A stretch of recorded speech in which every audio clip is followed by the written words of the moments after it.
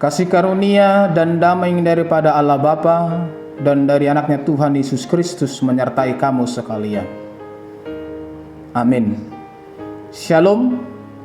Horas salimanta sangaho 5 menit manangiho Tuhani yang terambil dari kitab Roma pasal 8 ayat 35. Siapakah yang akan memisahkan kita dari kasih Kristus?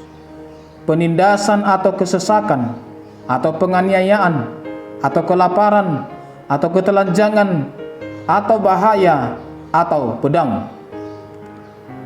Tidak ada kekuatan dan kemampuan yang mampu memutuskan hubungan antara kita dengan Tuhan. Tidak ada yang berwenang untuk menceraikan hubungan antara orang percaya dari Yesus Kristus. Jika kita memiliki iman yang teguh kepadanya, maka tidak ada kekuatan jahat yang dapat memisahkan kita dan semua orang percaya dari kasih setia Tuhan. Kasih karunia dan kasih setia serta kebaikannya selalu bersama dengan kita. Sekalipun realitas yang dihadapi jauh di luar harapan dan berbeda dengan apa yang sudah kita rencanakan dan kita kerjakan. Segala hal buruk yang mungkin menimpa orang percaya tidak mampu menjauhkan mereka dari kasih Kristus. Memang itulah risiko kita menjadi pengikut Tuhan. Mungkin saja kita harus menderita dan dianiaya oleh karena Tuhan. Namun penderitaan tidak bisa memisahkan kita dengan kasih Kristus, melainkan semakin meneguhkan iman kita kepadanya.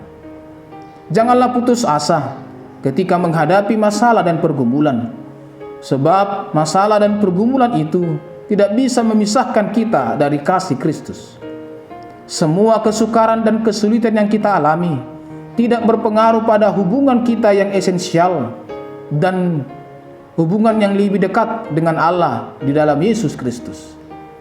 Kasih Yesus Kristus membuat kita merasa aman walaupun kondisi tidak aman.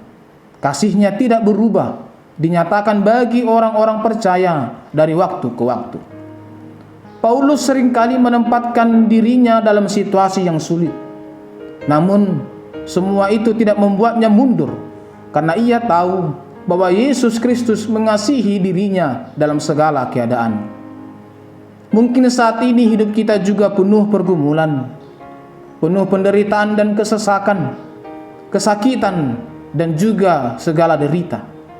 Tapi ingatlah, dalam keadaan seperti itu pun Yesus Kristus tetap menyatakan kasih-Nya yang besar kepada kita. Dia tidak pernah meninggalkan kita. Setiap saat Dia menyediakan kekuatan dan penghiburannya sesuai dengan kebutuhan kita.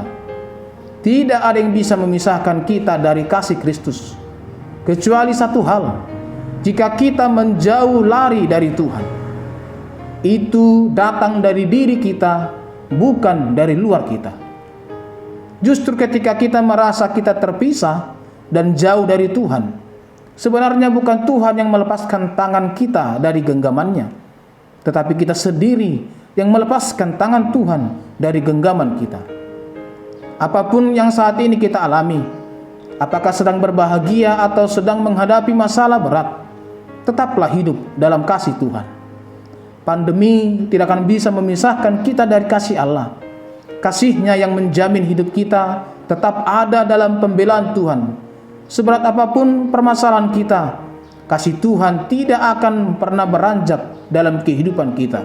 Bahkan maut sekalipun mengancam kita, kasih Tuhan tidak akan pernah beranjak. Setiap cobaan atau pergumulan selalu pada akhirnya berubah menjadi berkat. Bukan saja tidak dapat memisahkan kita dari kasih Allah, sebaliknya bahkan mempererat persekutuan kita dengan Allah. Selamat menyatu dengan kasih Allah dalam suka maupun duka. Amin. Kita berdoa. Kami sungguh bersyukur ya Tuhan untuk firman-Mu yang telah meneguhkan hati kami, bahwa tidak ada apapun yang boleh memisahkan kami dari kasih setia-Mu. Bahkan seberat apapun tantangan pergumulan yang kami hadapi dalam kehidupan kami, bahkan meskipun maut mengancam kami, itu semua tidak mampu memisahkan kami dari kasih setia-Mu. Kiranya kasih-Mu lah yang meneguhkan kami dan menguatkan kami menjalani hari-hari kehidupan kami.